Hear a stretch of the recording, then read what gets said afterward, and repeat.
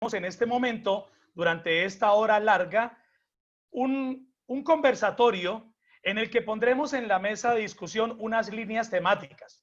Estas líneas serán una paz marcada por la violencia, una paz con heridas abiertas, amenaza latente de nueva violencia, reconciliación, perdón, la población como víctima y finalmente la importancia de la memoria histórica. Bien, Jorge, creo que con estas líneas, definidas estas líneas y ya teniendo la presentación de nuestros acompañantes en esta mañana, Miguel Ángel y Henry, entonces quedamos en tus manos si quieres, entonces podemos ya comenzar con las preguntas. Bueno, perfecto. Muchas gracias, señor decano. Para iniciar entonces este ejercicio de una paz marcada por la violencia, quisiéramos formular la primera pregunta. Colombia y Perú han vivido historias paralelas de violencia armada, acuerdos de paz e implementación de dichos acuerdos. ¿Cómo ha sido el desarrollo histórico de estas tres realidades? En este caso, entonces, damos paso al profesor Miguel Ángel para que nos pueda dar respuesta a esta pregunta y después pasaremos con el padre. Muchas gracias. Buenos días a todo el mundo, a todos los espectadores, a todo el mundo que nos está viendo, ¿no? Bueno, en el caso de Perú, voy a hablar principalmente del caso Perú porque es mi área de estudio, de investigación. Se puede decir que, digamos que la paz, ¿no?, que se consiguió en el Perú, digámoslo que el Perú viene de un proceso violento desde ya los años 60, ¿no?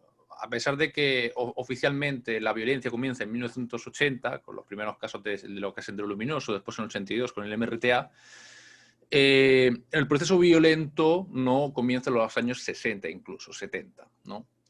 Todo eso va haciendo un germen, ¿no?, dentro del campesinado peruano, en la zona de Bucaramanga, en el cual intentan, digámoslo, acabar con el sistema liberal para imponer una ideología, digámoslo, adaptada al pensamiento del líder senderista que era Abimel Guzmán, ¿no?, la ideología comunista. Es un proceso de paz marcado completamente por la violencia, porque durante la lucha, ¿no?, que hace el gobierno peruano, ¿no?, contra los terroristas, ya sea Sendero Luminoso o MRTA, lo lleva a cabo como si fuera una guerra de guerrillas, ¿no? Una guerra, como si fuera una guerra civil. De hecho, en el Perú se dice mucho de que hubo una guerra civil, pero realmente, si uno lo analiza bien, no se puede enmarcar dentro de una guerra civil. Pero lo analizaron de esa forma, ¿no? De hecho, el ministro de Defensa, ¿no?, de la época del 83, el señor Cisneros, comentaba algo que es impactante, ¿no?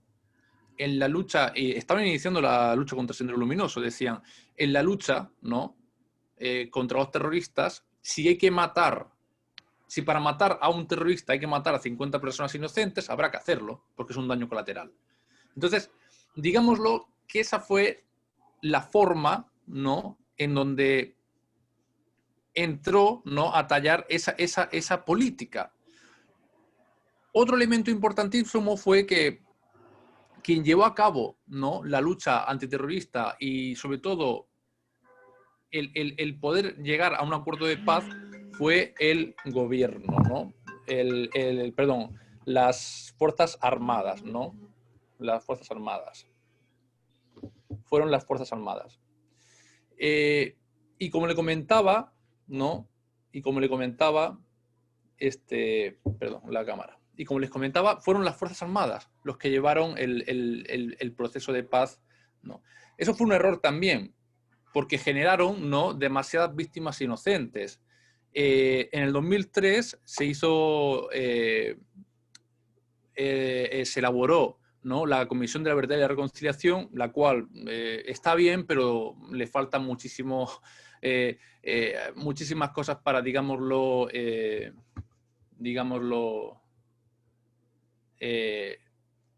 tener con suficiente claridad lo que pasó, pero, disculpen, la cámara se me está ahora, pero lo que sí es cierto es que la Comisión de la Reconciliación dice que hubo en torno a 70.000 víctimas.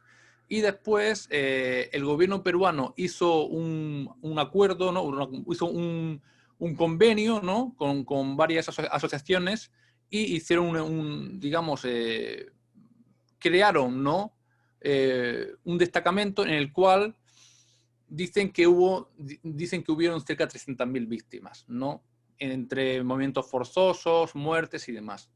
El problema es ese, ¿no? Que la paz que se consiguió en el Perú fue marcada completamente por la violencia. No hubo ninguna, para concluir, no hubo ningún acuerdo de paz. Aquí fue, digámoslo así, vulgarmente hablando, a sangre y fuego. Y esto generó que dejaran muchas heridas abiertas, ¿no? No hubo, digámoslo, un acuerdo de paz, como pudo haber en el caso de Colombia, un armisticio, para nada. Derrotaron, entre comillas, a Sendero Luminoso, porque realmente no está derrotado completamente, y ahora hablaremos el por qué, digo entre comillas, ¿no? Derrotaron a la MRTA, eso sí que es cierto, lo derrotaron, pero esto, vuelvo a repetir, esto es muy importante porque lo vamos a decir en la presentación y en el trabajo, ¿no? Dejaron demasiadas heridas abiertas, ¿no? Este proceso de paz, que fue un proceso de paz claramente marcado por la violencia y que nos deja una paz completamente imperfecta, ¿no? Eso sería mi aporte. Bien.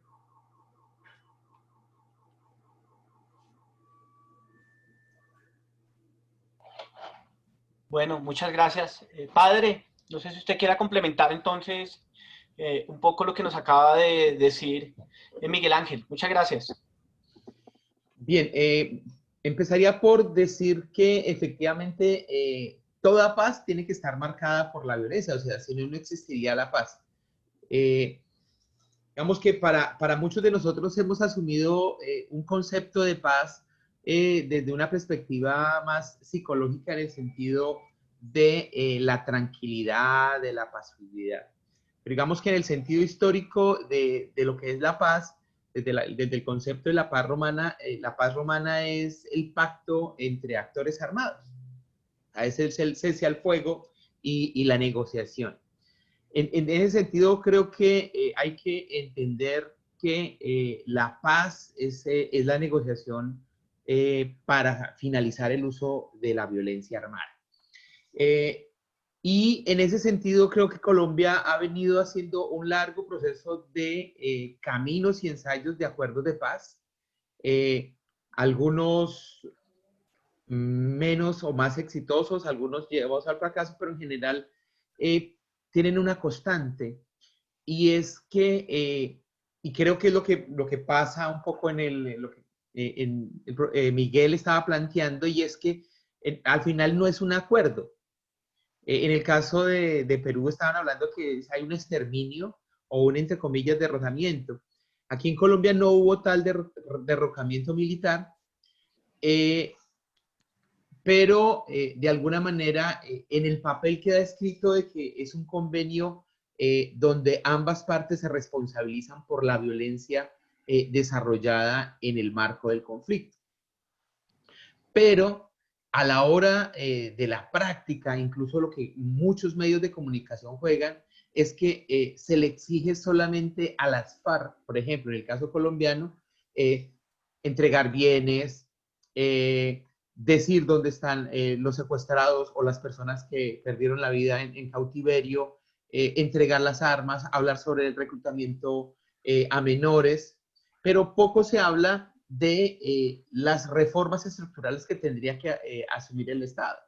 Entonces, por ejemplo, jóvenes con menos de 18 años obligados a ir al ejército, o las ejecuciones extrajudiciales que parecieran que fueran casos aislados, pero lo que conocemos como falsos positivos, parte de directrices del gobierno de turno.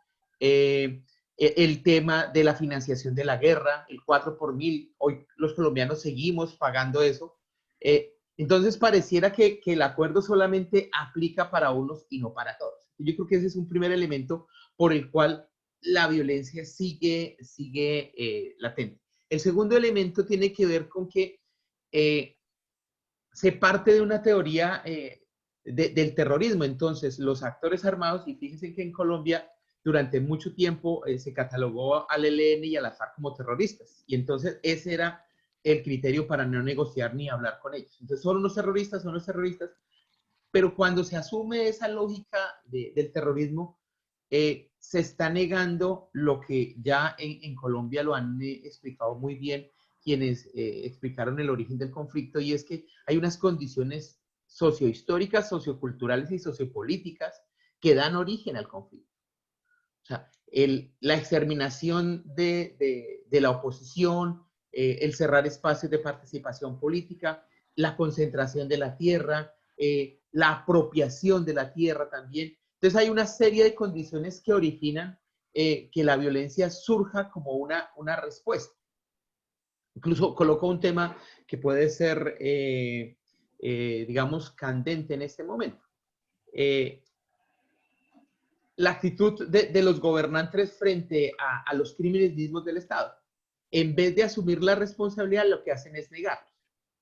Entonces, efectivamente, eso genera una angustia que hace que la sociedad responda de la misma manera y de la violencia. Entonces, el ejercicio de la violencia en Colombia, digamos, hace parte y ha venido siendo parte de un tema político también. O sea, no es un tema solamente, digamos, de acción terrorista. O sea, hay acciones que marcan un elemento importante. Y en ese sentido, el acuerdo con las FARC da un paso sustancial y muy importante, que lo han reconocido Naciones Unidas, el Consejo de Seguridad de la ONU y distintos estamentos internacionales que han acompañado este proceso, y es que en el acuerdo se reconocen las partes. Y ese es un primer elemento para empezar a superar las dificultades. ¿Qué es lo que en estos momentos entra en crisis el acuerdo? O sea, el gobierno anterior reconoció políticamente a sus interlocutores, no en una actitud de eliminación y exterminio, de humillación. O sea, el acuerdo de paz, o todo acuerdo de paz, pretende no humillar al adversario. Pero pareciera que, por lo que afirman ciertos sectores del gobierno, del poder, de los partidos que gobiernan el centro democrático, pareciera que esa es la intencionalidad, o sea, exterminar, vengarse. Entonces, de alguna manera, y el hecho que, por ejemplo, el gobierno actual no haya seguido el camino de negociación con el ELN sobre el presupuesto del terrorismo, digamos, aparta la idea del pacto de la paz como un diálogo y vuelve al escenario de guerra. Entonces, eso es lo que hace cuando las partes no se reconocen como actores políticos, sino como meros delincuentes o meros actores del terrorismo, pues no hay posibilidad de diálogo, y por eso la vía armada y eliminación y la derrota termina siendo un elemento que juega en la política. O sea, las armas y la violencia no tendría por qué ser un instrumento en la política, pero digamos que en Colombia sí ha venido siendo un instrumento permanente. Por ahí de. Ok, Henry, muchísimas gracias. Antes de continuar con una contrapregunta que tengo para ustedes, quiero saludar a todos los que en este momento están conectados con nuestro evento Aplicación de los Acuerdos de Paz en Colombia y en Perú, en el primer encuentro internacional de humanidades en la Academia de Uniagustiniana. Están conectados docentes de la universidad, personas externas, estudiantes, a todos bienvenidos y muchas gracias por haber aceptado esta invitación. Miguel Ángel, Henry, el panorama que en la primera pregunta, a partir de la primera línea que hemos llamado una paz marcada por la violencia, no resulta ser muy alentador. O sea, este primer paso no resulta ser muy alentador. Parece, en primer lugar, quiero formular una pregunta y antes un par de premisas. Parece que deseada por todos. Parece que la paz no fuera deseada por todos. Creo que es el problema de cuando la paz se empieza a politizar y no es lo que debería ser una política de Estado, sino una política de un grupo como dueños y claro, no se generan todos los espacios necesarios para que esa paz se desarrolle y se implemente de manera tranquila, de manera serena, obviamente con algunas, con dificultades, con altercados, con desavenencias, pero más lo positivo que lo negativo. Entonces, ¿creen ustedes que hace falta, de qué manera podemos generar una conciencia absoluta en todas las personas de que cuando hay una guerra, cuando hay un conflicto armado interno o un conflicto armado externo, pues obviamente hay un elemento que no quisiéramos nosotros tener, pero que tienen estos conflictos, que es la violencia. La violencia, es decir, el rechazo de la violencia por rechazarlo de una manera u otra nos ha querido como meter en dos bandos, ¿no? Hay algunos que defienden un proceso de paz, un acuerdo de paz, una firma, un tratado de paz, y hay otros que lo atacan porque consideran que esos medios que se utilizaron durante la guerra, pues no fueron los más acordes. Y es verdad, pero al fin y al cabo olvidan que era una guerra. Entonces, la pregunta es esa: ¿de qué manera hacemos caer en cuenta a las personas de que la paz está por encima de estos conceptos tan particulares que podamos tener con respecto a ella? Henry, por favor. Yo creo que un poco viendo la pregunta, y es si es posible curar heridas. Yo creo que es posible. O sea, yo en eso mantengo como la esperanza, pero en la medida que la sociedad en general se movilice en una lógica del lo que podríamos llamar el contrato social. Y en ese sentido juega un papel muy importante los medios de comunicación. En Colombia, los medios de comunicación nos hicieron creer que el tema de la paz era solamente un problema de los acuerdos entre el gobierno y las FARC.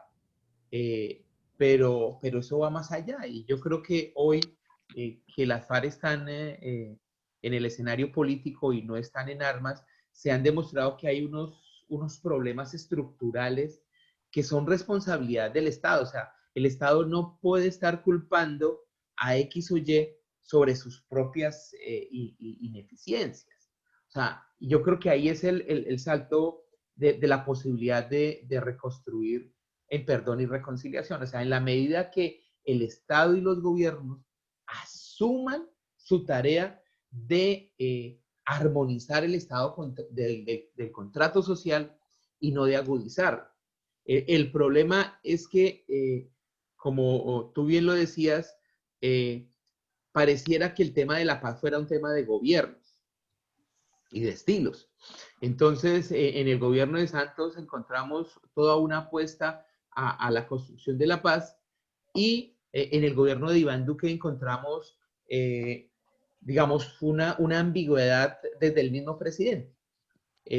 Se dice que se apoya internacionalmente, muestra cifras de que está invirtiendo en la paz, que está invirtiendo en la JEP, que está invirtiendo en la Comisión de la Verdad, pero a la hora de la práctica son instituciones del Estado mismo que él mismo no respalda. O sea, por ejemplo, hay ataques contra la Comisión de la Verdad.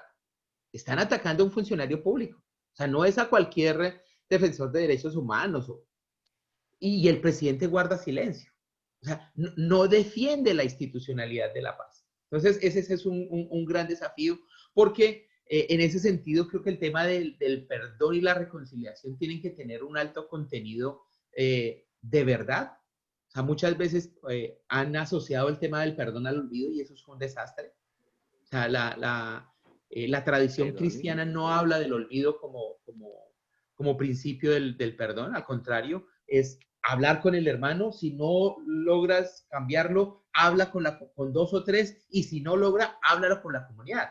Es decir, un ejercicio permanente de memoria, no individual, sino muy colectivo.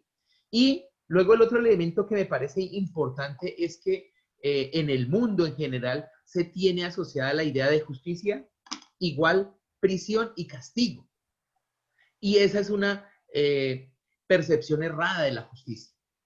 En las Sagradas Escrituras, el término justicia es el restablecimiento del orden de cosas de Yahvé, como decía nuestro profesor Baen. Entonces, en ese sentido, la justicia tiene que ver con lo que justamente el Acuerdo de Paz en Colombia ha señalado.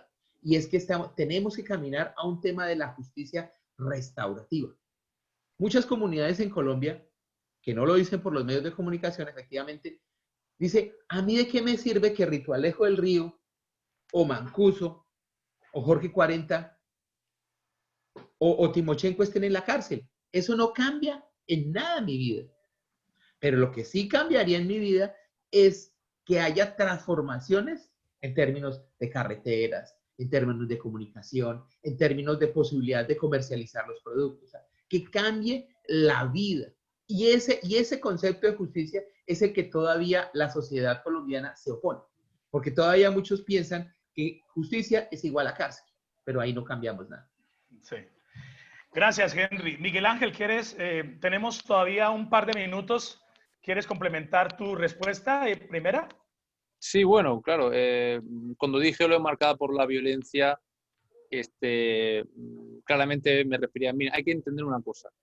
Incluso con la, digamos que con la independencia de la India, que se dice que es un proceso idílico de paz, ¿no? Consigue la independencia de la India, se basa principalmente en que vinieron también de un producto de violencia, como era la Segunda Guerra Mundial. Bien, debido a la Segunda Guerra Mundial consiguen la independencia, con lo cual claramente toda paz está marcada por la violencia. Por ello hablamos de paz perfecta y de paz imperfecta. El problema viene cuando ya generas un marco de violencia desatada en donde enfrentas al pueblo uno contra el otro. Ese es el gran problema que tenemos aquí. También concuerdo clarísimamente con el padre Henry en que, por desgracia, la paz está marcada políticamente hablando, ¿no? Dependiendo del gobierno que esté, ¿no?, a cargo, va a llevar a cabo una política distinta u otra. Se vio en el Perú, se vio como el primer gobierno de Alan García intenta cambiar las cosas, intenta buscar un proceso de paz, ¿no?, englobado, ¿no?, dentro de un proceso más pacífico, menos violento, y finalmente le sale mal y siguen con esa guerra civil que va a desangrar a un país entero como es el Perú, ¿no? Simplemente eso. Y bueno, aquí vemos la presentación de paz perfecta e imperfecta. Es eso, ¿no? Es un proceso de paz marcado claramente por la violencia, ¿no? El fin del sentido común, clarísimamente. En el Perú se perdió el sentido común. Esa es la realidad. Hay justificaciones, por ejemplo, que lo hablaremos, ¿no?, con el caso de la Cantuta. Hasta el día de hoy la gente, ¿no?, opina que estuvo, entre comillas, mucha gente opina que estuvo, entre comillas, bien. Y si una persona dice cómo vas a asesinar a 9, digámoslo, a nueve estudiantes con el profesor porque se sobreentiende que son terroristas, ese es el problema, ¿no? Ese es el, como digo, el fin del sentido común y la lucha por la vida, ¿no? Es eso. Miguel, muchísimas gracias, muchísimas gracias. Yo resalto y quiero subrayar expresiones que ustedes han dado en sus respuestas. En la última respuesta, Miguel Ángel nos hablaba de, no sé, en la India hay un ejemplo de una paz idílica, ¿no? Muy bien, aplauso para el país de la India y por este grupo humano, pero nosotros tenemos en nuestras realidades suramericanas situaciones que han estado marcadas por la violencia, y a partir de la superación de eso es que debemos comenzar a poner los puntos de partida. Nuestro conversatorio se llama Aplicación de los Acuerdos de Paz, es decir, todavía no hemos alcanzado esa paz. Estos son presupuestos que seguramente nos van a poner en posición de tener una sociedad, una sociedad de que anhelamos todos en paz, pero obviamente no podemos olvidar al Papa Pablo VI, quien nos decía, ¿no?, sin justicia es difícil hacer paz, porque también con la justicia se llega a la paz.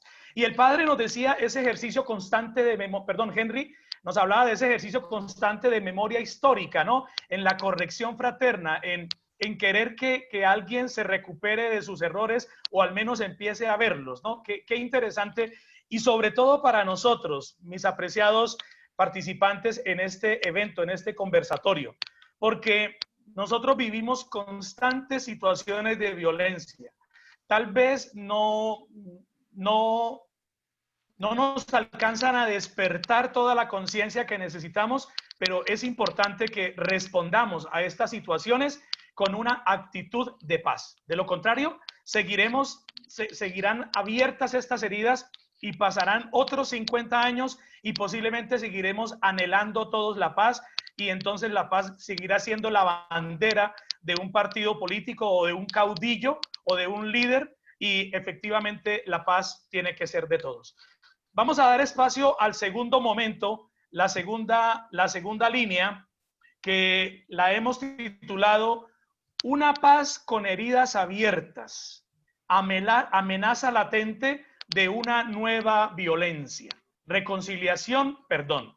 Me permito repetir: una paz con heridas abiertas, amenaza latente de una nueva violencia, reconciliación y perdón.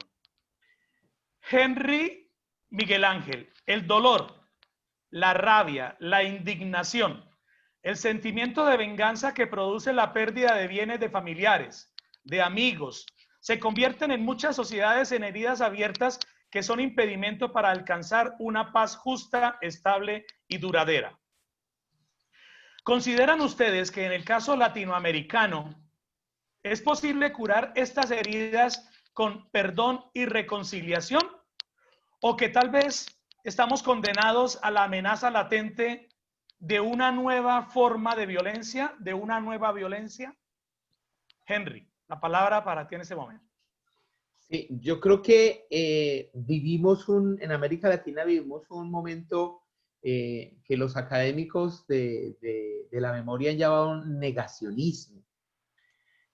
negacionismo marcado por la institucionalidad. En Colombia, el director del Centro Nacional de Memoria, antes de ser nombrado, negaba el conflicto armado en Colombia, negaba las causas del conflicto, y luego siendo director, hace afirmaciones que son muy peligrosas. O sea, negar hoy la existencia de las ejecuciones extrajudiciales por parte del ejército, presentando a civiles como guerrilleros muertos en combate, incluso haciendo afirmaciones sobre miembros de la Comisión de la Verdad, o sea, como tendenciosas. Bueno, más que tendenciosas, son desobligantes en el sentido de negar la responsabilidad del Estado en la comisión de crímenes en el marco del conflicto. Entonces, digamos que ese elemento del negacionismo en América Latina y especialmente en Colombia no permite cerrar heridas. Al contrario, creo que las abre, porque no permite generar ese diálogo. O sea, digamos, para generar, una cosa es el perdón que entrega la víctima, que la víctima tiene que perdonar para que esa herida no le siga haciendo daño, y liberarse porque en últimas lo que hace el agresor es introyectar en la víctima eso que quiere hacer, es el deseo de venganza, para que los ciclos de violencia se perpetúen en la historia. Esa es la intencionalidad de las estructuras del mal. O sea, el mal no solamente quiere eliminar el adversario, sino convertirlo como él. Entonces, por eso, un elemento de la ética cristiana que es importante: el perdón nos permite liberarnos para seguir reclamando justicia. Ojo, perdón no significa que yo acepte el mal que me han hecho, sino el perdón me libera a mí de la venganza y me da el paso a la justicia. Es decir, que una víctima que hace un proceso de perdón tiene mayores capacidades de enfrentar a su victimario para exigirle justicia. Y justicia en el nivel que estaba diciendo ahora, de restaurar.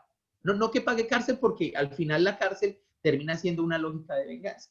Entonces, esas heridas solo serán posibles en la medida que haya un reconocimiento mutuo de las responsabilidades en la guerra. Y en ese sentido, por eso digo, en Colombia hay una sistemática utilización del negacionismo. Entonces, el mismo nuevo director del Centro de Memoria descalifica los informes diciendo que son tendenciosos, que son de izquierda. Hace unos días participaba yo en un conversatorio en el departamento del Meta, bueno, virtual, pero con personas del Meta, y un joven del Castillo decía: a mí me da miedo decir que yo soy defensor de derechos humanos porque me dicen de izquierda. Y el joven decía, yo no sé qué es izquierda, yo no milito en ningún partido. Pero hay esa estigmatización de defender derechos humanos es igual a ser de izquierda. Y eso ha sido, digamos, introyectado por las instituciones del gobierno, que generan ese nivel de estigmatización, porque muchos gobernantes, sean gobernadores o el presidente, actúan de legisladores, de ejecutivo y de judicial en sus intervenciones públicas. Es decir, que no ayudan a generar ese proceso. Entonces, mientras eso ocurra, vamos a tener heridas que continuamente se abran. Entonces, el caso de los abusos policiales. O sea, no podemos negar que hay abusos policiales. Hoy hay videos. Y entonces, o por lo otro, no podemos negar que hoy en Colombia hay masacres. Pero el gobierno utiliza términos para banalizar. Homicidios colectivos, vamos a ver. Y entonces, claro, cosas que muestran su tendencia. Y entonces asesinan a una persona, dejan un panfleto que dice paramilitares. No pasa nada. Y no se hace el juzgamiento. Aparece un panfleto sobre un cuerpo de una víctima que dice Frente 40, disidencias de la FARC. Uy, ya. Y se ofrece recompensa por determinadas personas. Entonces, uno ve que hay digamos, una tendencia de posicionar ese elemento politiquero. Yo no lo utilizo la palabra política porque es bastante importante descalificar ese ejercicio. Entonces, quienes están en el gobierno no hacen que el Estado camine hacia procesos de reconciliación y de heridas. Y en ese sentido, aunque les duela a muchos, es el Estado el quien tiene que jalonar el proceso de reconciliación. Obviamente, los otros socios, o sea, aunque somos parte del contrato social, vamos a estar ayudando y fortaleciendo, pero el Estado tiene la responsabilidad. Entonces, en ese sentido, mientras no haya una responsabilidad estatal, vamos a estar siempre en ese proceso. Y obviamente la sociedad en general es la que tiene que ir, por un lado, perdiendo el miedo a salir a las calles para manifestar, para decir lo que está mal y exigirle al gobierno, al Estado, que se comprometa en la implementación de los acuerdos para generar esos procesos de reconciliación.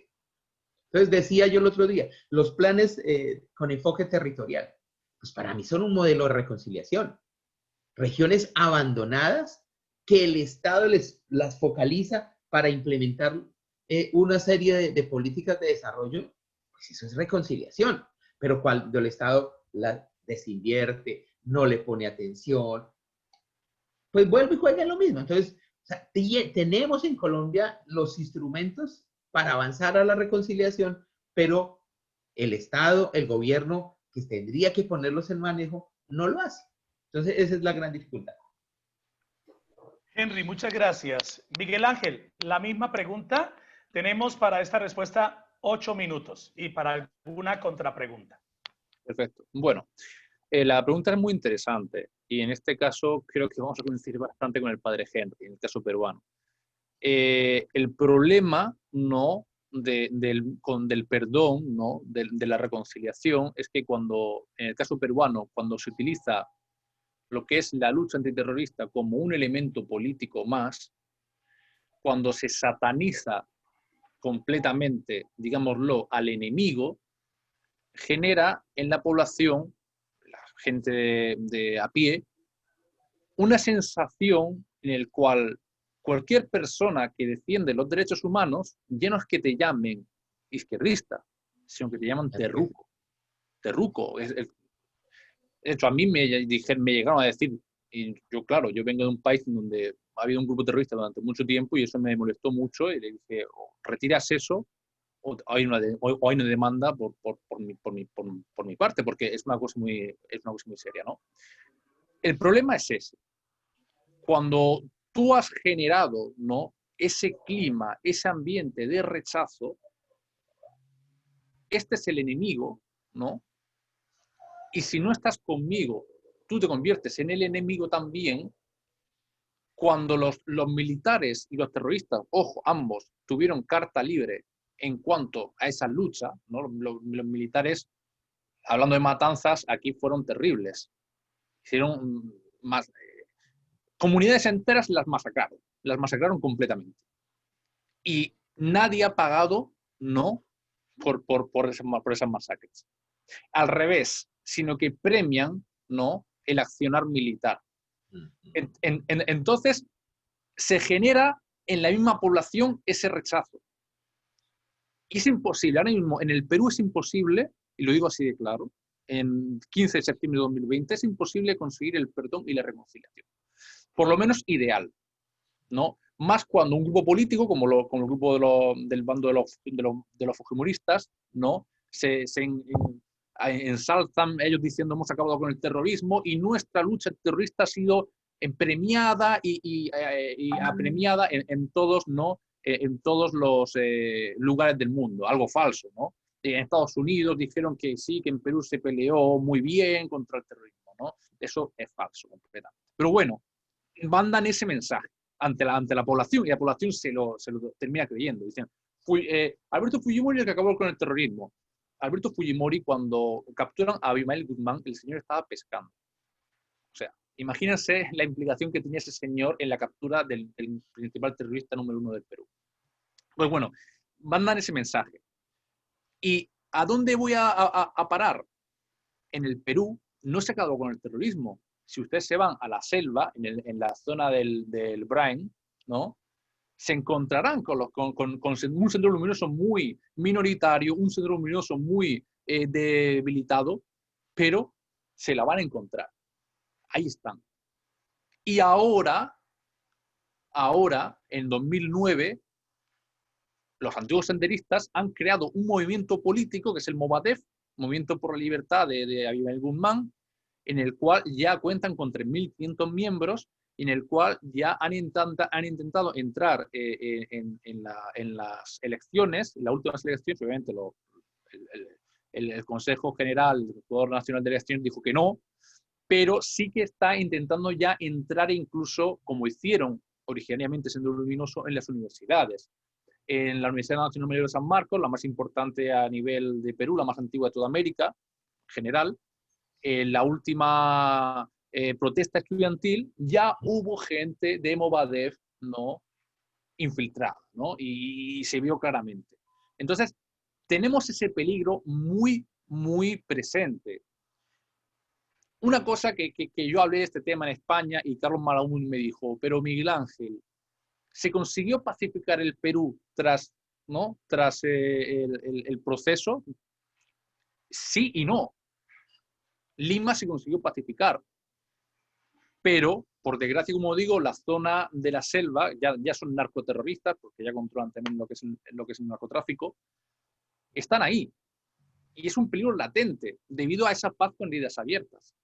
¿Por qué? Porque además, y ya para concluir, las personas de a pie de la calle, yo que tuve la suerte de ir a Ayacucho o a Manga, hay gente que no habla nada bien del gobierno, no habla nada bien de la policía ni de los militares, y no es porque sean terroristas, es porque asesinaron a su hija, asesinaron a su esposo, a su hermano, y no tenían nada que ver.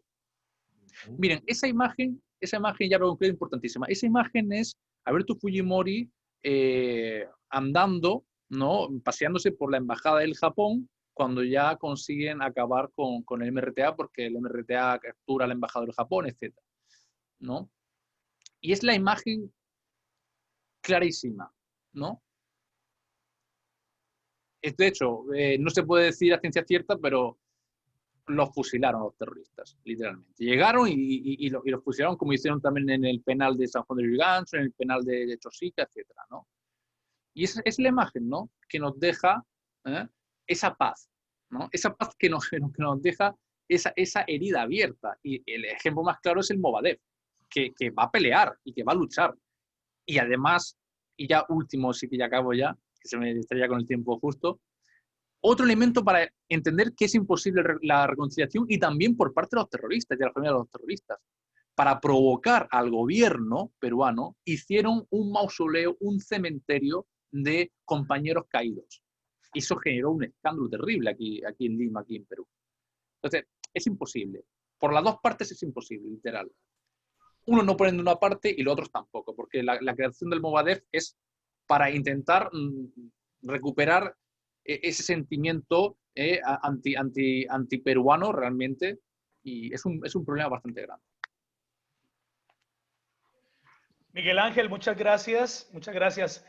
No lo mencionaste explícitamente, pero cuando hablabas de cómo se ha ido informando a la comunidad, cómo la gente se lo cree, cómo desde los Estados Unidos se dice que entonces implícitamente están ahí los medios de información, sí, los mal llamados medios de comunicación.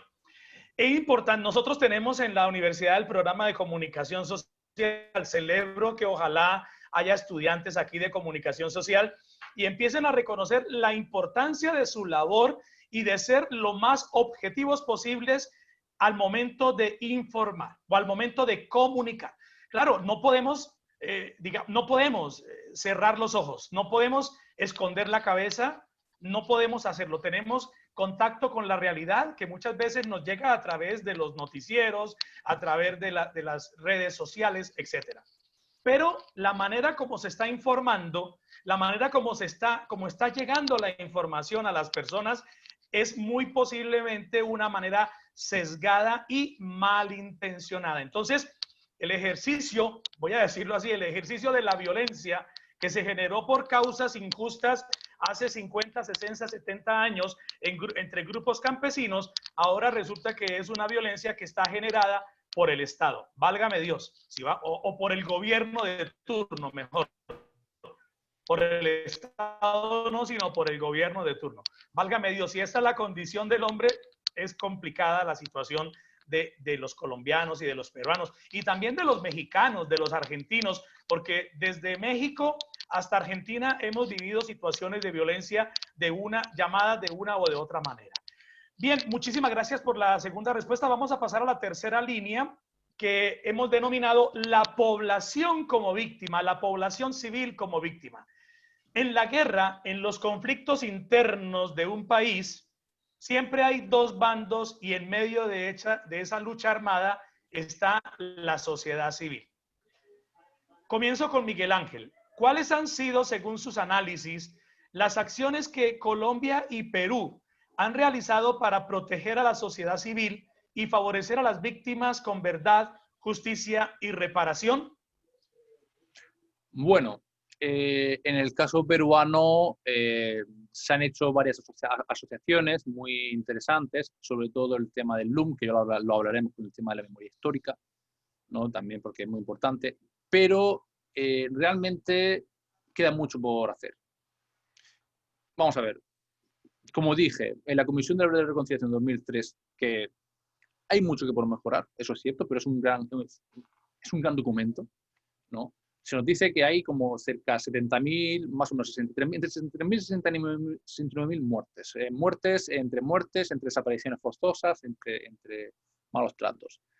Y sin embargo, el gobierno peruano casi lo asciende a 300.000 personas. Por desgracia, prácticamente los gobiernos no han hecho nada para, digámoslo, hacer cualquier reparación de tipo social, civil, económica a las, digamos, víctimas, ¿no?, de esa barbarie, de esa violencia. Apuntando más, ¿no?, en lo que estoy diciendo, ¿no? Hay el caso, por ejemplo, muy famoso de Pedro Yauri, un periodista peruano que era contrario al gobierno fujimorista y que lo terminan asesinando, ¿no? Ni siquiera se ha encontrado el cuerpo de Pedro Yauri, ¿no? Bueno, sí, lo encontraron, pero lo encontraron en muy mal estado, vamos. Y es una pena, es una pena. Muchísimas personas que no han vuelto a aparecer, ¿no? Esto genera de que además en el 1995, el gobierno de Alberto Fujimori, que después digamos que quitaron esa sentencia o esa ley, ese proyecto de ley, fue el de hacer la amnistía general para todo el mundo que hubiese combatido en la lucha contra los terroristas. Esto generaba de que muchísimos militares que habían hecho masacres completamente se fueran con las manos libres, limpias. Después de la Convención de la Verdad y la Reconciliación, en el 2003, ese proyecto de ley, esa ley, se anula, y ahí es ya cuando Alberto Fujimori es encarcelado y varios militares más son encarcelados y hasta el día de hoy siguen en prisión, ¿no? Los que no han fallecido. Claro, a pesar de todo ello, el pueblo cree que no ha sido lo suficientemente lo que reparado, y cada cierto tiempo salen a protestar a la calle, ¿no? Se ha visto muchísimas veces que protestan por los asesinatos de la Cantuta, por lo de Barrios Altos, por lo de Acomarca, por lo de Chungay, todos estos lugares donde mataron a cientos de personas, inocentemente hablando. El gobierno no les ha dado una reparación civil, no les ha, digámoslo, ni siquiera están dentro, ¿no?, de una asociación de víctimas del terrorismo por parte nacional, sino siempre privada, ¿no? Sí que hay ciertas asociaciones, por ejemplo, de las víctimas de las mujeres en el proceso, ¿no? Pero hay mucho que hacer, porque el problema fue que utilizaron a la población. O sea, incluso el gobierno, las fuerzas militares que debían de proteger a la población, las vio como un enemigo más si no estaban de su parte. Y los terroristas que decían que iban a salvar al Perú, etcétera, hicieron exactamente lo mismo. Y utilizaron al pueblo, ¿no? Masacraron al pueblo, como también para mandar advertencias. O sea, llegaban a una población, como en el caso de Acomarca, llegaban y para mandar una advertencia al enemigo, ¿no? Y por desgracia, y cierro aquí, el pueblo peruano, por desgracia, pues se convirtió en un enemigo más, ¿no? No hubo, digámoslo, una política de gobierno para protegerlos. No hubo protección ninguna. Y demasiados abusos, diría, barbaridades. El caso de las mujeres, cómo a mujeres embarazadas las mataron, las masacraron, a mujeres las violaron simplemente porque eran bonitas, literalmente. No era porque fueran terroristas. La excusa era que era la esposa de un terrorista. No, las violaban entre todos y cuando ya no les servían para nada, le pegaban un tiro y por desgracia ocurrió todo eso, ¿no? Y nada más, pues ya le doy paso al padre Henry. Sí, Henry, la misma pregunta, por favor, con respecto, bueno, creo que lo señalabas en la respuesta anterior, ¿no? Que no solamente son esos dos actores, los subversivos y el Estado que se contrapone a la subversión, sino que hay otros actores y no han tenido el protagonismo que debiera darles precisamente el Estado. Entonces, ¿cómo se ve desde tu visión, desde tu óptica a la población civil como víctima? Sí, creo que hay un problema de fondo estructural que no hemos abordado totalmente, y es la doctrina de formación militar.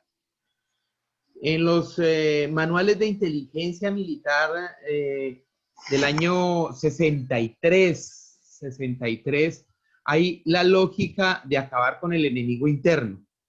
Y esa lógica de acabar con el enemigo interno parte de la idea de que la subversión utiliza a la población civil y entonces hay que quitarle el agua al pez.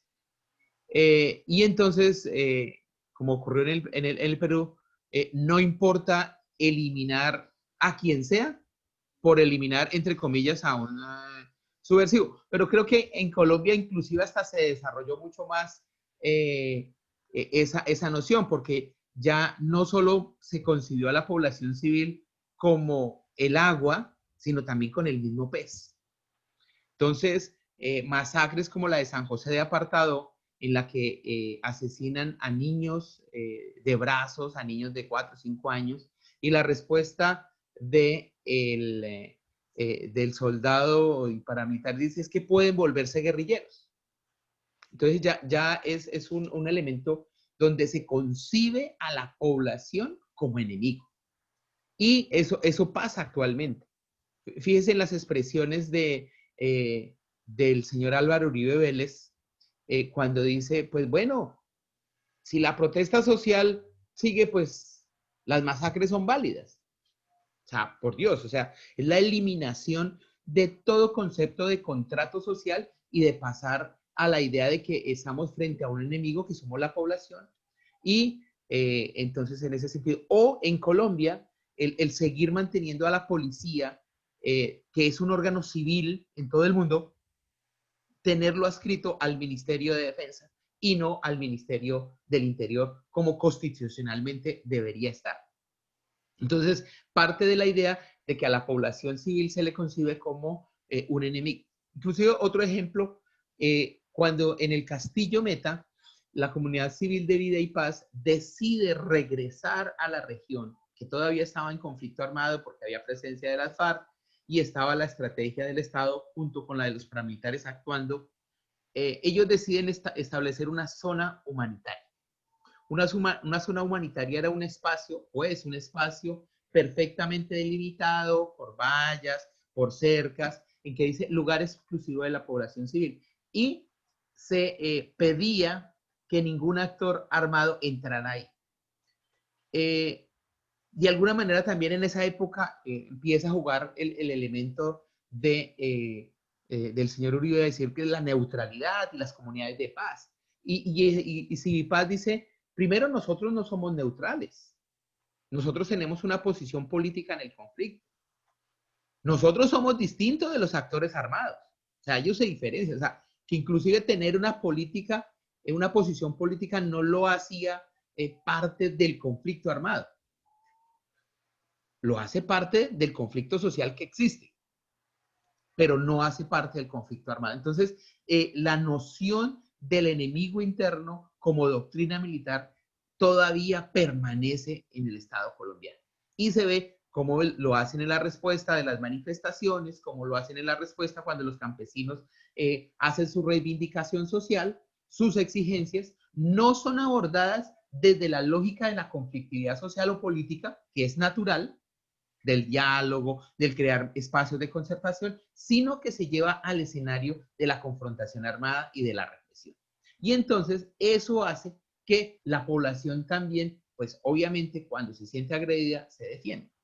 Entonces, en ese sentido, utilizar a la población en general y tenerla desde la lógica del enemigo interno va a hacer que la confrontación armada permanezca, porque va a hacer que algunos sectores de esa población digan, no tenemos otra salida, nos toca armarnos.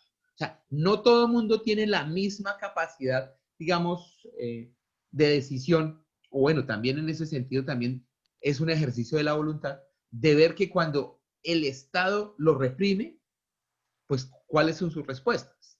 Y de alguna manera también eso es entendible, porque efectivamente, fíjense en que y usted lo decía ahora, Fernando, los medios de comunicación satanizan. Entonces satanizan la destrucción de un CAI que perfectamente, sin corrupción, puede valer 30 millones de pesos, y eso es mucho, reconstruir un CAI, 30 millones de pesos es mucho. Pero cuando hay el desfalco de Reficar, de las IPS, del agroingreso seguro, eso no lo satanizan. Y son billones y billones y billones de pesos. O sea, no estamos hablando de unos cuantos millones. Entonces, fíjense cómo sí y entonces se habla de vandalismo. Y entonces la expresión vandalismo solo se utiliza cuando lo hace la población que reivindica derechos. Pero cuando son los de las grandes empresas que se roban billones y billones, eso no es vandalismo. Eso simplemente es corrupción. Entonces, fíjense cómo hasta en las empresas de comunicación, o medios de información, yo llamo empresas, utilizan la lógica del enemigo interno frente a la población. Y eso hace que cada vez más sea la población civil víctima de una estrategia de represión. Henry, muchas gracias. Yo quiero hacer una contrapregunta, 2 minuticos por favor para cada uno. En la siguiente línea, Miguel Ángel señalaba que posiblemente en el Perú pueden cantar victoria en Lima porque en Lima hay paz. De alguna manera la población civil, sobre todo en nuestros campos, en los campos, en las montañas peruanas y en las montañas colombianas y en los llanos colombianos, son las principales víctimas de este conflicto armado. Son las que le firman a usted cualquier propuesta de llegar a un buen fin del conflicto armado. Sin embargo, los que deciden son los ciudadanos de las, discúlpenme la redundancia, de las grandes ciudades, que muchas veces conocen el conflicto o la guerra a través de la pantalla de una televisión o de un teléfono celular. ¿Cómo podemos nosotros entender este fenómeno que de alguna manera también llama a la población civil, pero una población civil que es menos afectada? Es decir, la población de Lima para el caso peruano y la población de Bogotá para el caso peruano. Miguel Ángel. Bueno, gracias. El problema es la centralización. El problema es, en el caso peruano estoy hablando, pareciera que en Perú, Lima es el Perú y lo demás pues es algo menor. De hecho, digamos, la guerra contra el terrorismo realmente se empieza a notar fuertemente en el Perú cuando llega a finales de los 80 a lo que es Lima. Sin embargo, los procesos más violentos fueron, ¿no?, en zonas como Ayacucho, como dicen, ¿no?, en la zona de la sierra, de la selva. Esto genera de que es muy difícil realmente. El problema es que debido a la forma en la que está gobernado y a la forma territorialmente hablando del Perú, y lo voy a decir así de claro, y realmente va a ser, digamos, lo va a sonar un poco fuerte, pero en Perú no le importa mucho lo que ocurra en el Braille. Lo que es decir en Lima. Mientras no perjudique literalmente a la economía limeña, digámoslo, a la sociedad limeña, no les importa mucho. El problema es cuando llega a su puerta, ¿no?, a la puerta de su casa. Y eso es algo mucho más estructural de lo que es aún. Un proceso digámoslo, de problema de fondo más grande todavía, que es ya en el tema ético, moral y social. Llevo casi 10 años aquí en lo que viviendo en el Perú, entre ida y venida, ahora estoy estable. Y es complejo, ¿no? El peruano en ese sentido es complejo. No tiene, digámoslo, esa forma de querer, ¿no?, ayudar, a no ser que no consiga algo a cambio. Y eso es un problema muy grande, porque políticamente hablando, y es uno de los grandes problemas que tenemos en este país, es que si no consiguen tener algo a cambio, ¿no?, un beneficio aparte, es muy complejo de que la sociedad peruana se preocupe por ello, y por desgracia todo está politizado.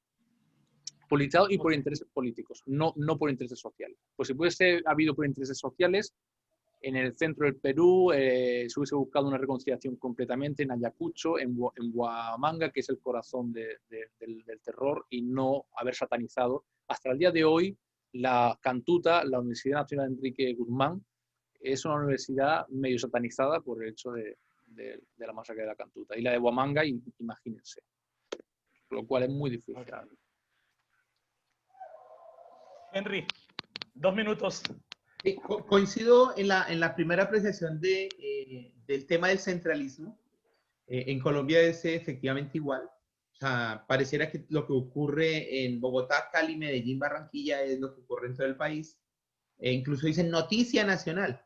Pero después cuando hablan de las otras regiones dicen noticia regional o paso en el castillo.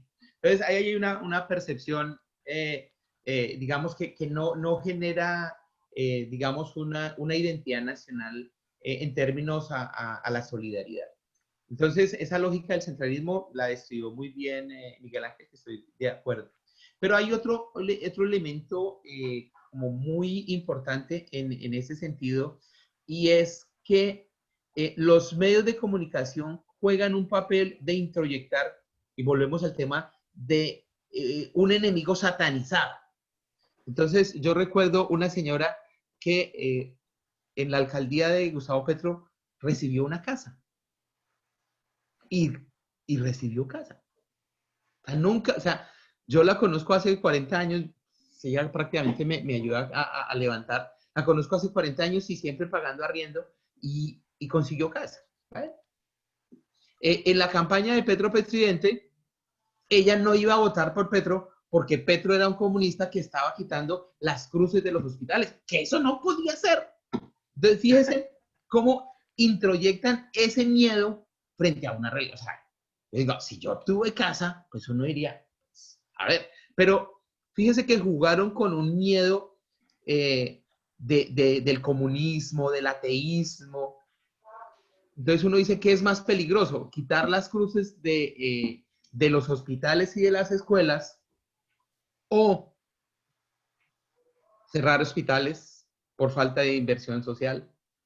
No crear universidades públicas en Colombia porque no hemos, o sea, durante décadas no hemos asistido a la primera inauguración de una universidad pública en Colombia. Décadas. Y las que están que se acaban. Entonces fíjense que éticamente inclusive, o sea, y moralmente y religiosamente terminamos pensando eso. Entonces es más grave quitar una cruz de un hospital que cerrar un hospital. Y en eso ayudan a crear los medios de comunicación, las redes. Y fíjese que también ayuda. O sea, es que digamos que este gobierno nos ha permitido incluso evidenciar lo que es históricamente. O sea, pagarle a alguien que haga perfilamientos de la opinión pública en Twitter. Positivo, neutro, negativo. ¿Qué significa negativo? O sea, es decir, esa persona es negativa. Y eso lanza un mensaje a la sociedad en general. Entonces, ese elemento va haciendo que se cree un monstruo grandote que haga que mucha gente que viviendo las cosas toma posiciones contrarias a las que tendría que tomar.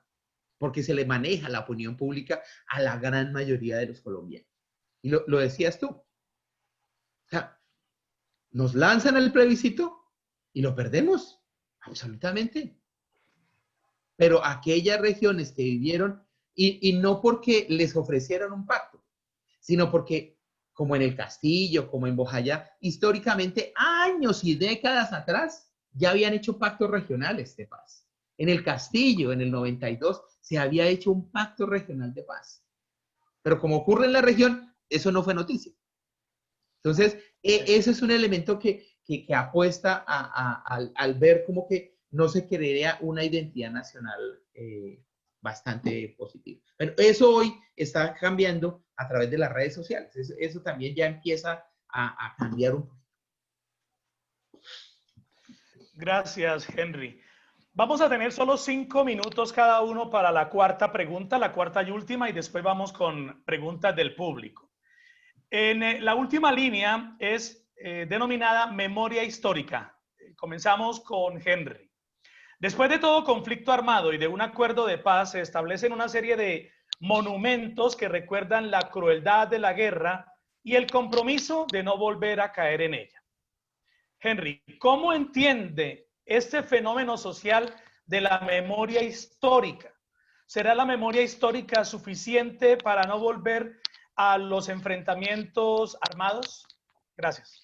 Quisiera que, a ver si es posible hacerlo ya o voy conversando mientras en eso. Justamente ahí está, ya. Les invito a que veamos este segmento de 5 minuticos del video a propósito de un ejercicio de memoria histórica que estamos haciendo en el Castillo. Este es un resumen de un video más largo que dura 15 minutos, pero que nos da una imagen de lo que puede ocurrir.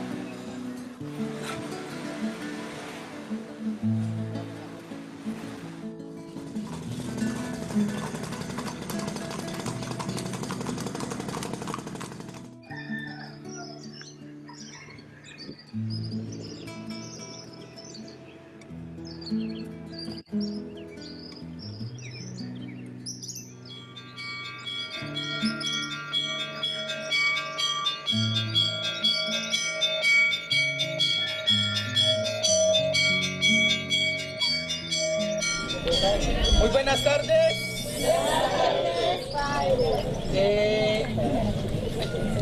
Les damos la bienvenida a esta iniciación de la peregrinación en memoria de las víctimas del Alto Ariari del municipio del Castillo, que año a año se va haciendo en la primera semana de febrero como una experiencia de caminar. Este año nos hemos aventurado a hacerla 5 días. 5 días caminando por 6 veredas de nuestro municipio. Han llegado 22 peregrinos venidos de fuera. También se van a unir a esta peregrinación durante los distintos trayectos varias personas de las veredas haciendo memoria. Hoy queremos iniciar aquí en Medellín del Ariari, sitio donde hoy siente la ausencia de muchos y de muchas, y queremos que sea un momento de memoria, de esperanza. Sirviendo en el temor, nosotros hemos puesto la esperanza en ti, Dios del amor.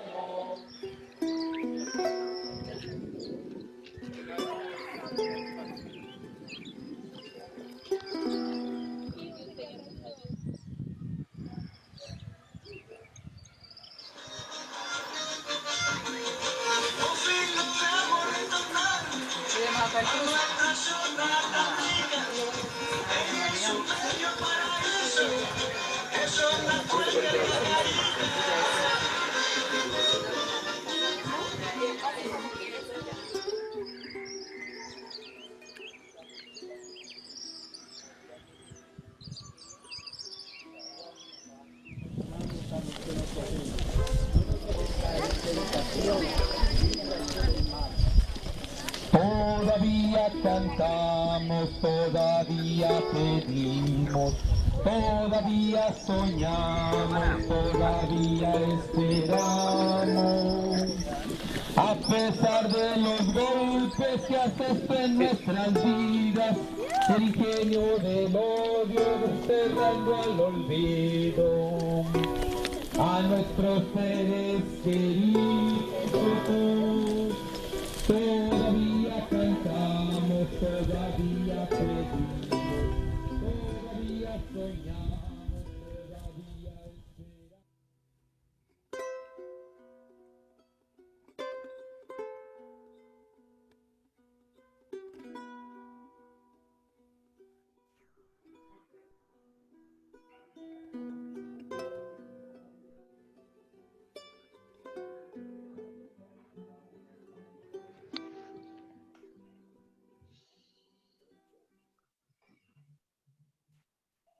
El ejercicio de la memoria tiene un elemento primero que es la reivindicación del nombre de las víctimas.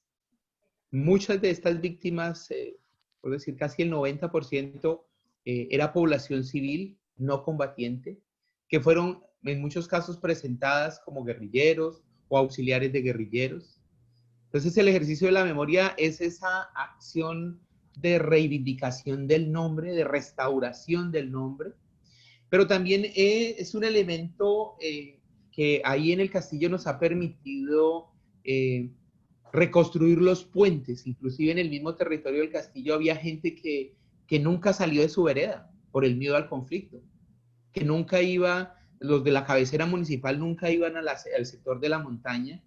Y en esta peregrinación nosotros durante 5 días recorremos 11, 12 veredas durante 5 días, pasando por lugares donde se vivió de una manera especial el conflicto, hubo asesinatos, desapariciones, cosas, y se genera un diálogo. Entonces la memoria como diálogo y encuentro entre quienes compartieron el territorio, pero también un diálogo y un encuentro con estudiantes de universidades, personas de otros países que se interesan en el tema de la memoria, para sensibilizar y ver cómo esas historias de muerte también están traspasadas por historias de vida y que nos sirven de testimonio de lo que acontece y que justamente en este video, en la versión más larga, aparece Simón Ochoa, un campesino que fue asesinado el sábado en el Castillo. Entonces, que eso también nos manifiesta que el ejercicio de la memoria y del conflicto armado todavía permanece. Me hubiera gustado compartirles todo el video, pero es que, bueno, son 15 minuticos para que lo pudiéramos ver a él y lo que él habla del conflicto y cómo lo vive, pues es también ese ejercicio de memoria que no es solamente, y yo creo que ahí el otro elemento, con esto termino, es que también la memoria es un ejercicio de reivindicación y de resistencia, porque la memoria siempre va a ser un escenario de conflicto. Cuando se inició la construcción del Parque de Memoria en el Castillo, una de las primeras discusiones era el símbolo central del parque.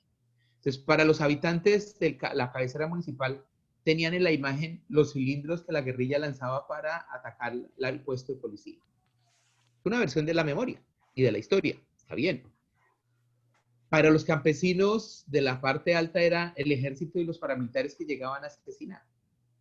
Y entonces para unos era el monstruo unos y para otros el monstruo era otro. Entonces llegar a ese ejercicio de diálogo de la memoria y al principio fue una disputa muy fuerte, o sea, porque querían imponer una lógica de memoria.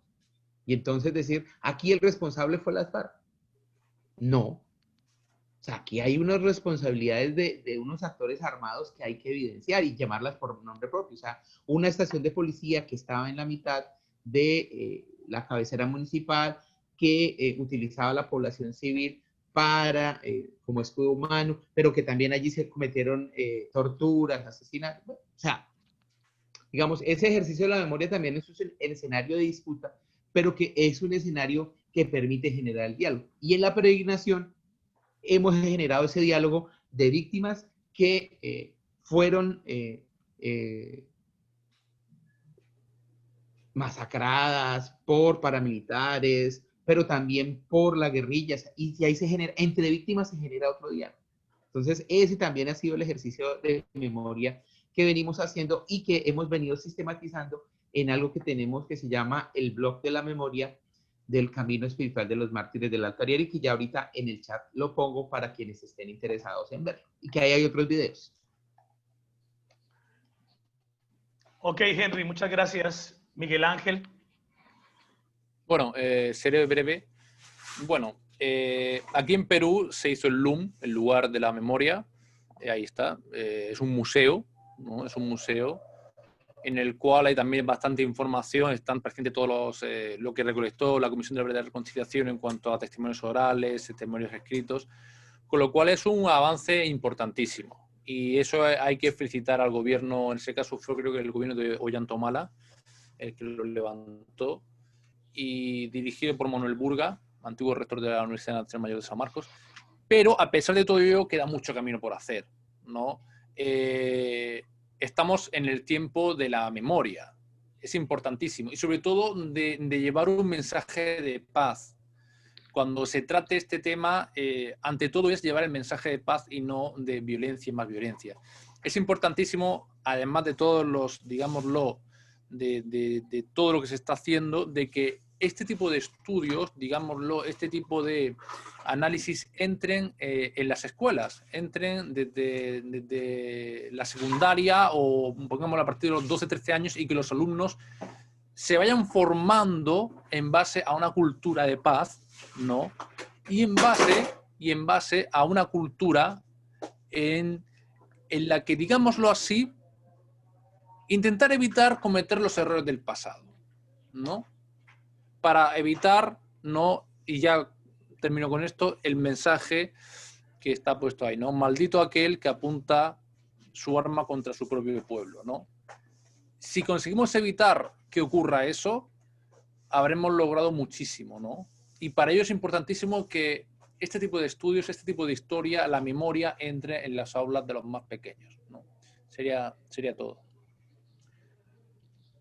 Miguel Ángel, muchas gracias. Muchas gracias. Vamos a tener ahora un espacio para preguntas que nos han hecho los asistentes. Algunas de estas preguntas fueron hechas previamente, otras se hicieron ahora durante el conversatorio a través del chat del conversatorio. Voy a plantear la primera pregunta, pero no para los dos. La primera la quiero plantear a Henry y la segunda para Miguel Ángel. Entonces, nos escribe José Antonio Amaya Bojacá de la Universidad de los Andes y pregunta: ¿por qué las políticas de paz alcanzadas en un proceso de paz gubernamental no son aplicadas en todos los gobiernos de diferente orientación política, desconociendo de alguna manera su condición estatal? Henry. Sí, o sea, yo creo que primero es que parten de esa primera idea que hace la pregunta. O sea, el gobierno de Iván Duque afirma que el proceso de negociación con las FARC es un tema de política de gobierno. No, ahí está equivocado, absolutamente equivocado. Y no creo que por desconocimiento, sino por postura política. Y de alguna manera, porque de alguna manera se siente respaldado, entre comillas, por el voto electoral. O sea, con esas dos cosas.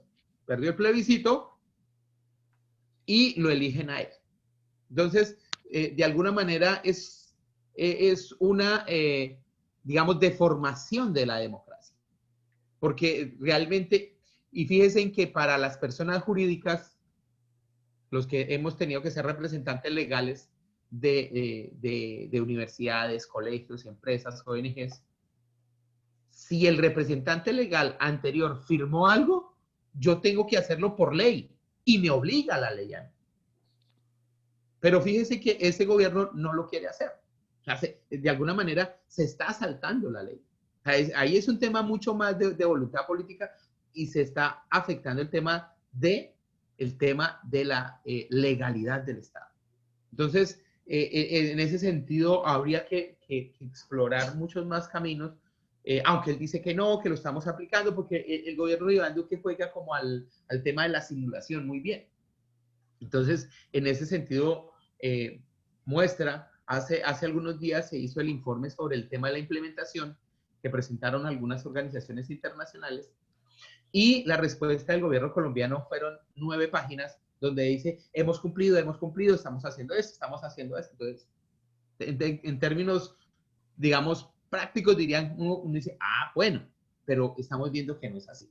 Entonces, ahí hay un tema de la noción política que incluso la sociedad colombiana tiene. O sea, que todavía nos falta una formación política mayor a la sociedad para que entendamos ese tipo de cosas. Muchas gracias, Henry. La siguiente pregunta se la formulo a Miguel Ángel. Nos la envía Brian Alejandro Mejía Figueredo de la Uniagustiniana. Miguel Ángel, ¿cómo influye la comunidad internacional en la implementación de los acuerdos de paz? En el caso peruano. Sí, es la comunidad internacional, entonces digamos que vale para ambos escenarios, pero responde desde el Perú, por favor.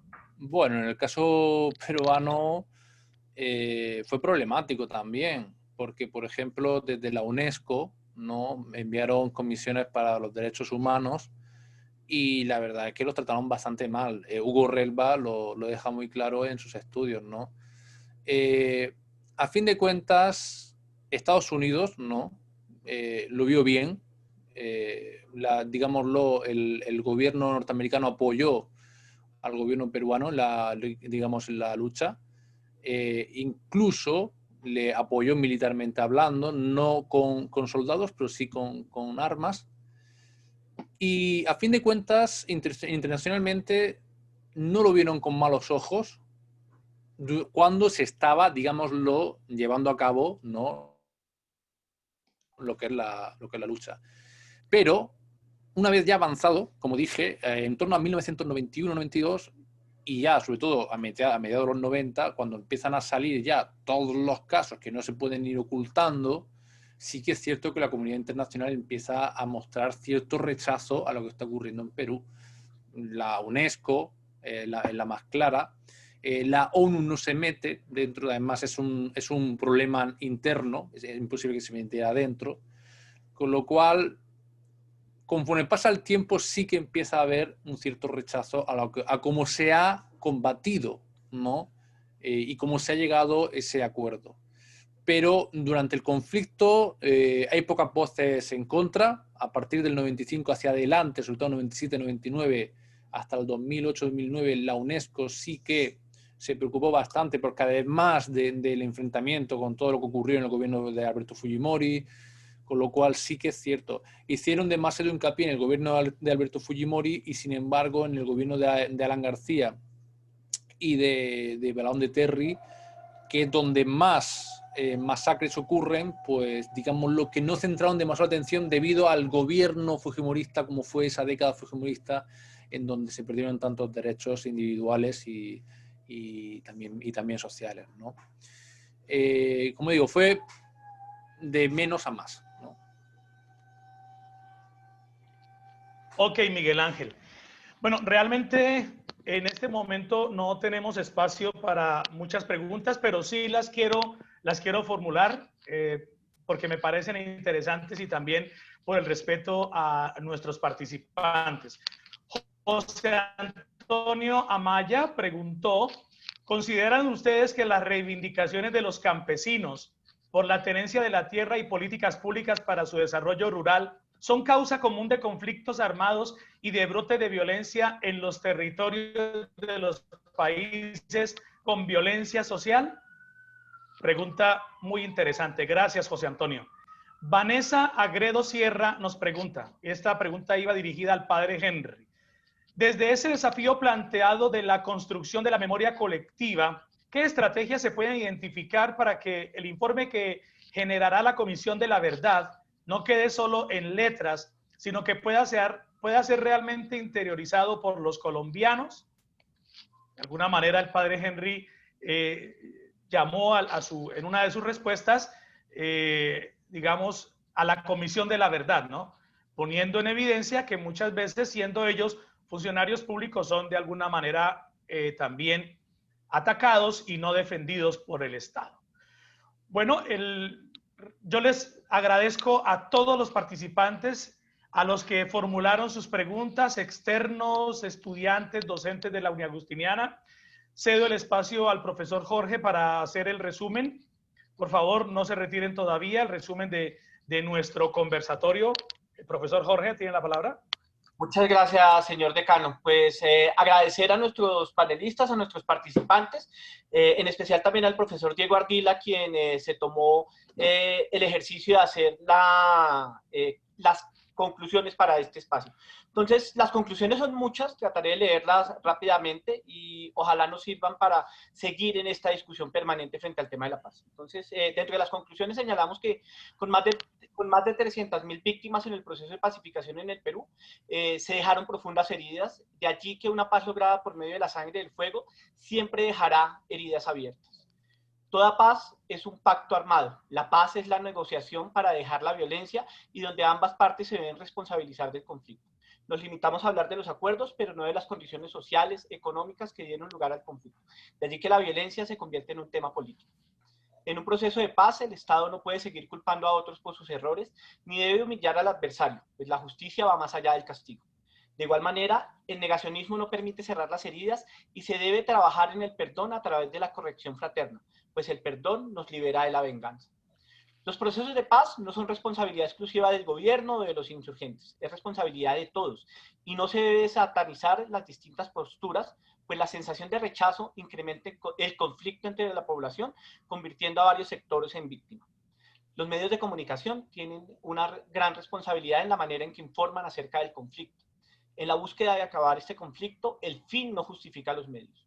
Los procesos de paz no son perfectos, pero la salida negociada es la única alternativa que da cuenta de las víctimas. El gobierno, que debía proteger a la población civil, no lo ha hecho. En cambio, ha utilizado al pueblo como señal de advertencia. Allí se ve un problema fundamental y viene desde la formación que reciben las Fuerzas Armadas, donde se concibe a la población como enemigo. La violencia engendra violencia. Cuando las personas se sienten agredidas, se defienden. Por esta razón, la violencia del conflicto se mantiene. Tal vez esa es una respuesta natural del ser humano. No se debe centralizar la problemática, la violencia no se enfoca en una ciudad, no se debe olvidar los otros lugares del país porque todos somos población civil. Esa lógica hace que se pierda la identidad nacional.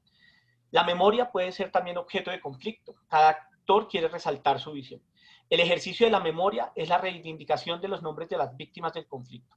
Se ha podido generar un diálogo y un encuentro con toda la población, incluyendo a personas internas y externas. La memoria es resistencia y es necesario que se esté sistematizando para no olvidarla. Estamos en un tiempo de memoria. Faltan muchos aspectos para seguir caminando y la clave es que desde las instituciones educativas se desarrollen estos asuntos para generar conciencia. Eso es lo que estamos haciendo desde la Agustinera. Ahora doy paso a Adriana León, directora de la Biblioteca Fray Pedro Favo, quien nos dará un breve recorrido por material que puede ser de interés frente a este tema. Muchísimas gracias a todos ustedes.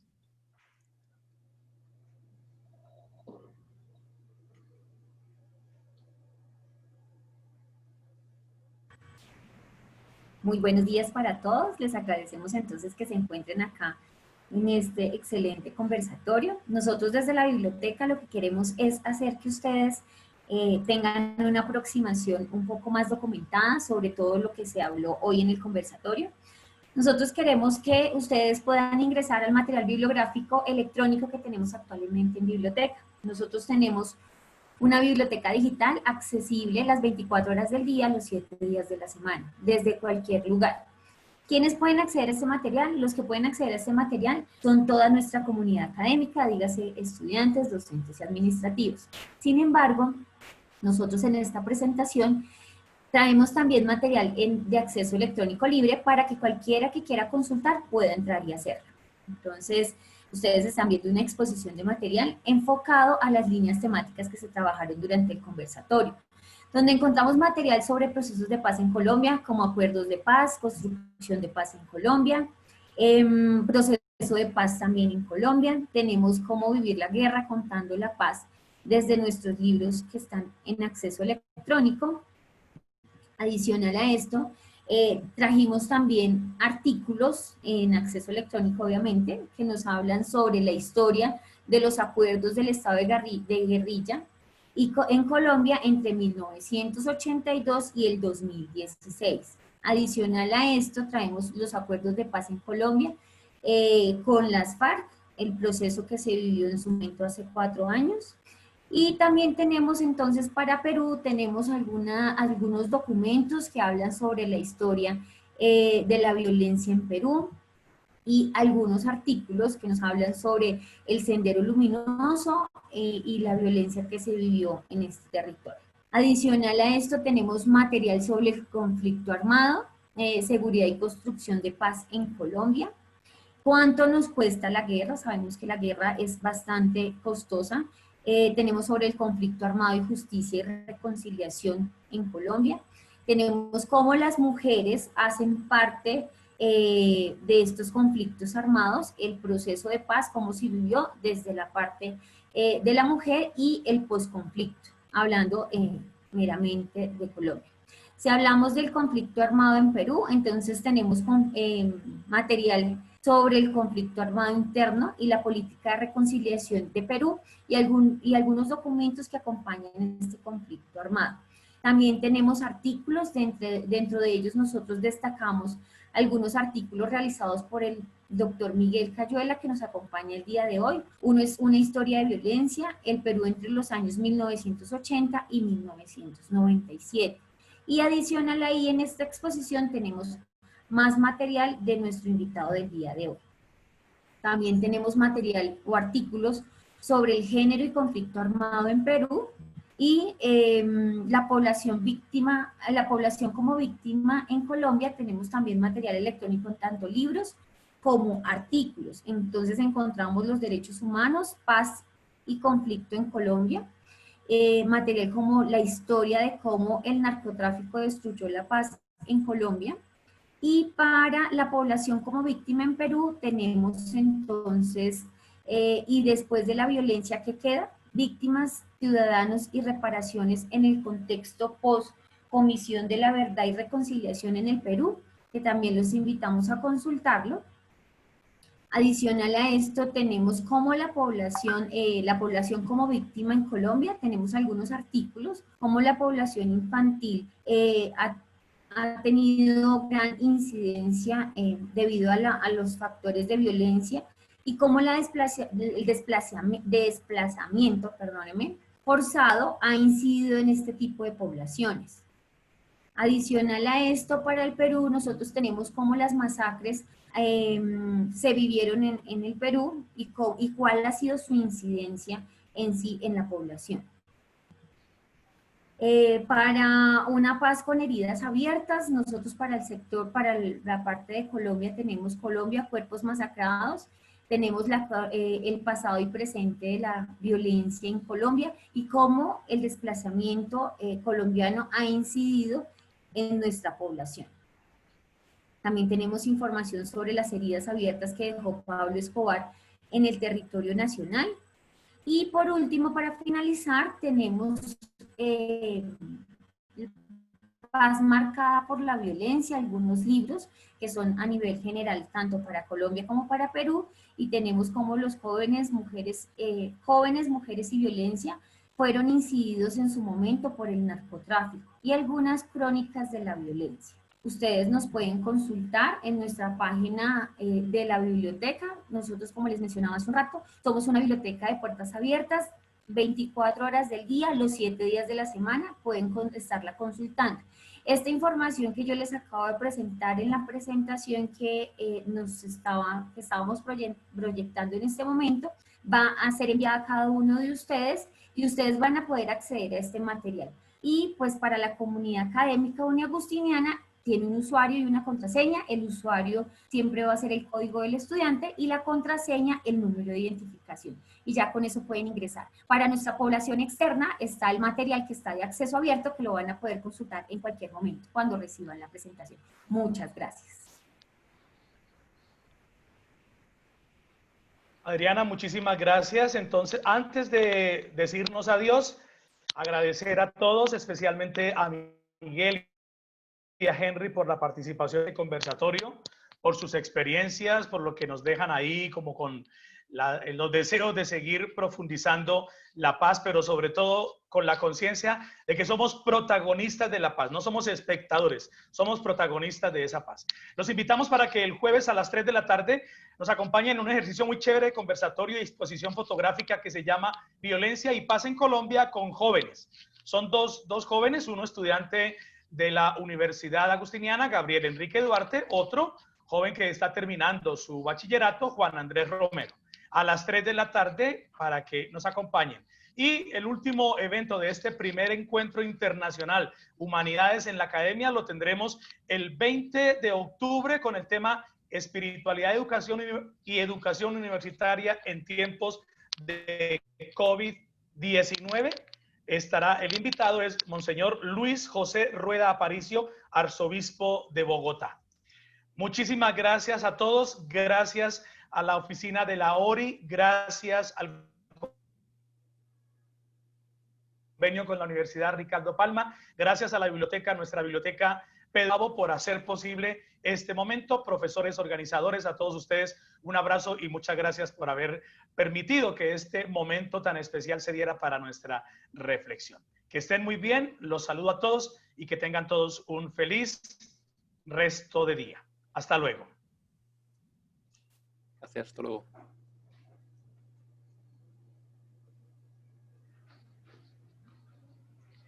Bueno, Miguel Ángel, muchas gracias. Gracias. Uy. Muchas gracias, muchas gracias. Gracias. Padre Henry, muy amable. Muchas gracias. Y bueno, Dios siga acompañando esos procesos de ustedes, académicos, pastorales, que tienen tantísimo que hacer todavía por nuestros pueblos. Muchísimas gracias por este momento tan especial que vivimos hoy. Gracias a ustedes. Listo, Gracias. muchas gracias. Muchísimas Muchas gracias. gracias. Muy bien. Muchas gracias, padre. Muchas gracias, Miguel Ángel. Señor decano, un feliz día. Hasta luego, compañeros. Día. Bueno, gracias, que estén Gracias. bien.